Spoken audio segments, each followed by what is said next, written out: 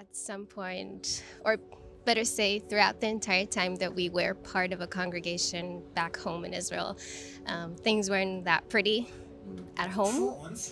And my dad was actually violent, especially towards me. My mom tried to get some help at church and or at the congregation, and she was basically told that parents are allowed to discipline their children, and that was it. And after many years of us really struggling with so many things at home, they finally got a divorce, and we've really distanced ourselves from the congregation completely. And I had, especially from my teenage years throughout my early 20s, which is where I came to faith, I really had not that much to do with God. I didn't care about God. To be honest, I was just mad at God. I was like, God doesn't exist, but if he does, then he's quite evil. Because of what? Because he will allow what happened to you to happen? Yeah, yeah. And I was just very angry at him, and obviously at my father, who at that point wasn't in my life anymore, at my mom, so many other people who, in a sense, maybe weren't actively abusing me, but contributed or didn't help. Wow. I'm sorry to hear that, first and foremost. Thank you. Yeah. So how do you come out of that and, get to the point where you are now? I mean, there's a process that happens.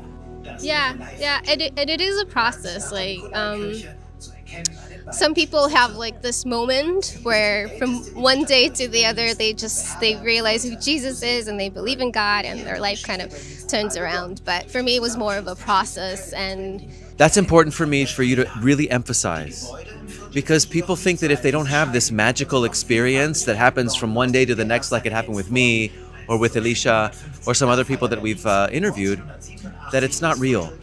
And they want that. They're looking for that moment. yeah, But encourage those that may not have that moment, that it's just as real and just as much as of a miracle to bring someone through trauma and abuse into faith. yeah. No, I think it's absolutely valid, and all of us have different stories. But like for me, and I think this was the way that God wanted to walk with me, Yeah. to just slowly break the walls that I had built around my heart. And the Bible does talk about our hearts being hearts of stone, and I think this was very real for me. Nothing was going through that heart. And a big point was forgiveness. I was just carrying around so much grudge, so much anger, and it was a process because I wasn't ready to let it all go. How did you express that anger and hate in your life? I don't know that I've expressed it as much. I know that I haven't been as kind to people as I could have been. Yeah. But it's not that you Was it something that you kept inside? It was mostly? more something that I kept inside. It was more something that I took out on people that were closest to me. So on my mom, for example, that I harbored a lot of anger towards her too, and she was kind of the outlet. Yeah. Did you have any trouble making friends at all? Absolutely. That was also one big topic in my life, but to be honest, it actually took even longer after coming to faith. But I think step number one was being able to get rid of all that anger, of all that grudge. Yeah, but in our own efforts and our own behavior modification and thought modification, we can't always succeed at doing that. We can't always bring ourselves to a point of forgiveness. True. So, did you try? No. I think that before I thought it was my right to be angry. I had been wronged, and so I wanted to remember. I also remember just kind of revising certain memories of my abuse growing up so that I don't forget it, because my brain has erased so much of it. And so I was kind of grasping to the moments that I did remember so that I would feel like, honestly, like nowadays I think it's ridiculous because it was really hurting only myself, but I felt like I needed to hold on to those moments and I was truly walking through life as this person who wasn't able to relate to others. I think it was also hard for me to be compassionate towards others. If those people didn't go through something that was very similar to what I had gone through, or worse. Because anything below that, in a sense, was to me like, you have nothing to complain about. My life has been so hard. Yeah, did you have any connection to your Jewish roots, though, through all of this? Well, like growing up, we were Messianic, and we come from like an Eastern European background, so there wasn't that much connection to religion there, except for celebrating the holidays.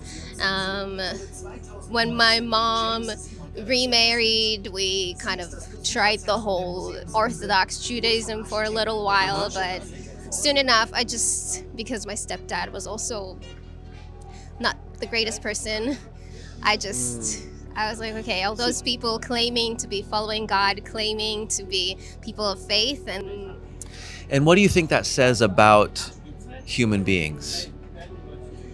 I think it just says that we're faulty. Says what? That we're faulty. That we have this struggle. And actually, like when I came to faith, my initial reaction, because I came to faith through some really nice people and through many conversations and relationships. Tell me about those. Yeah. How did it progress? Well, we met at this at my workplace at that time, and we just really hit it off. We went to church together. They told me they were gonna go to church, and for me that was like, okay, church, like a Catholic church, right? And then we get to a congregation, which to me was like, oh, like now I get what you're talking about, because I had grown up in that. So these people were Jewish or not Jewish? Some of them were Jewish, some of them were not Jewish. And they're all believing in Jesus? And they're all believing in Jesus. Okay. And they're all... in Israel? In Israel. Okay. Really nice people. And people who, to me, it looked like they were really living their faith out. Like, okay. That relationship with God. And it was something that I was like, wow, I didn't know that you could have a relationship with God. And my initial reaction after coming to faith was... those people are true believers. Yeah. But the ones that I've met growing up aren't, because they didn't help us when we needed them, and they kind of Are you saying over. Okay, are you saying that there's a difference between cultural Christianity or Messianic Judaism, kind of growing up in it, and actually being born again believer? Is that what you're talking about, this difference?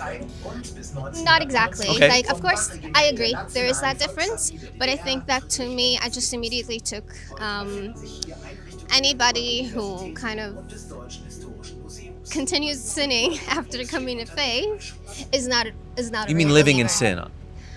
Continuing living in sin, basically on purpose. Is that what you're talking about? Because we all still fall short. We all still sin. That's the point that I realized after some time, because I don't know these people anymore. The ones that I grew up with and like went to congregation with. Yeah.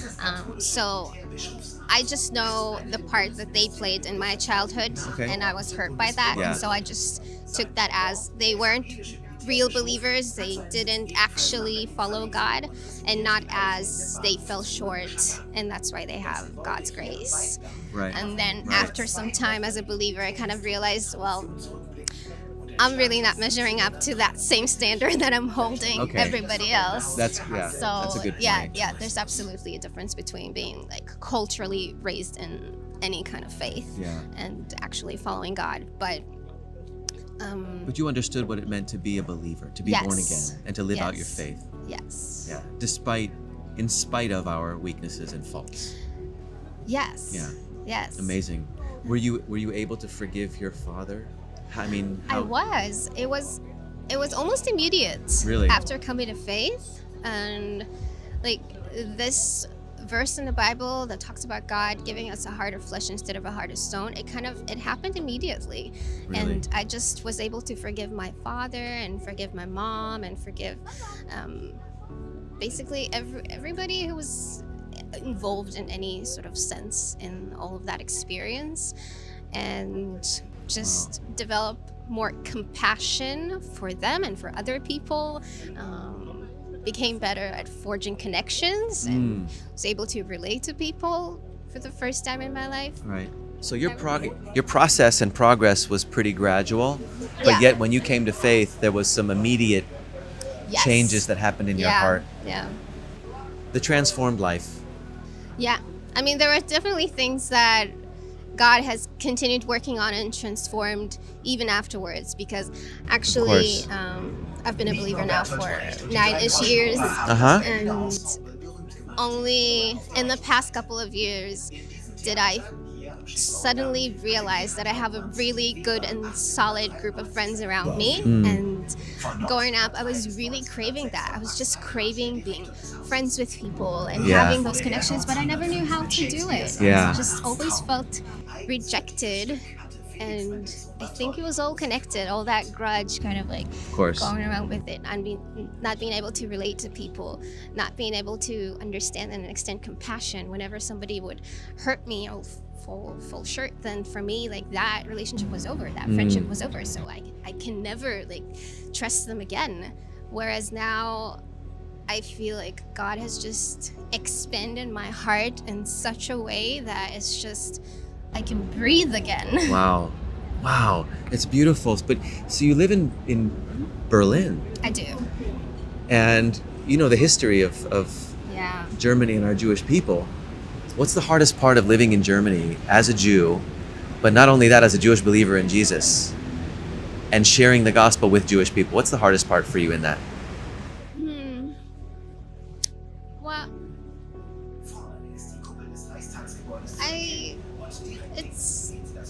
I don't know if I can pinpoint that.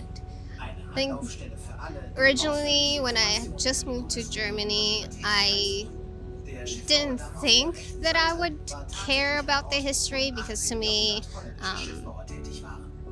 everything was settled and it's been so many years. But kind of coming here and seeing some of the sites did evoke some questions, some hurt.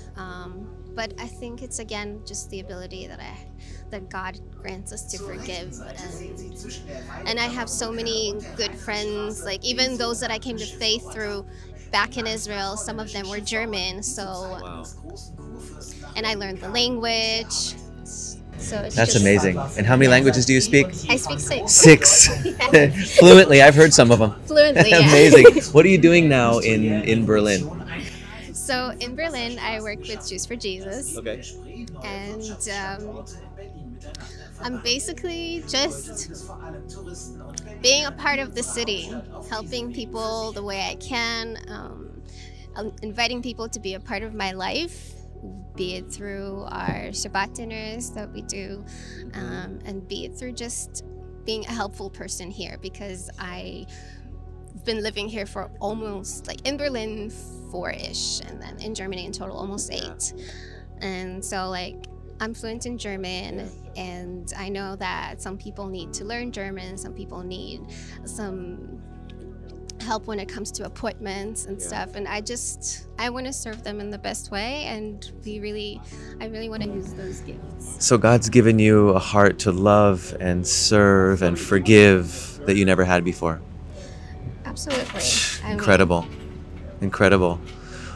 Well, I'm touched and so blessed to hear your story, and I'm so grateful that you could join me today. Is there anything that you would like to tell anybody that's watching, that maybe they're Jewish and maybe they're in a similar situation like you were in? What would you tell that person that's watching right now? Yeah, I think sometimes if you've experienced, it's probably true for many people who've had a parent at home who's been abusive, and we relate to God. One of the ways we relate to God is as a father. Then it's just a huge hurt, and then you can't really grasp how he can be loving, and you just have that image of your own father, but it's not who God is, and it's really not worth it to harbor all that anger and maybe guilt over decisions that one makes out of all of that hurt.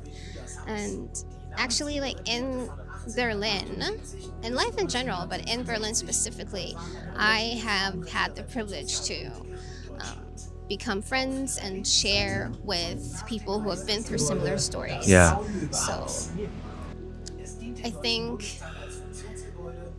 it's just, I'm really glad that I can be there for them, and that they can see that it's possible to be reconciliated to God. Yeah.